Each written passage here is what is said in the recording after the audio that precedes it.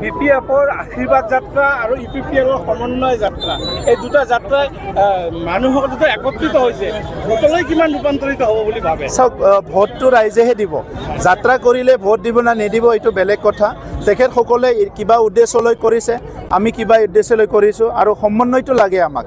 আগতে বড়ো অনাবড়ো বিভিন্ন পৰিৱেশ হৈ গ'ল, গতিকে আমি সজাগতা সদায় কৰিব লাগিব যাতে ভাৰতৰ নিচিনা দেশত য'ত বিভিন্ন জাতি জনগোষ্ঠী আছে, ইউনিটি ইন ডাইভাৰ্চিটি, গতিকে বিভিন্ন জাতি জনগোষ্ঠী ভাষা ভাষী ধৰ্মৰ মাজতো একত্ৰিত হৈ আমি যাব লাগিব।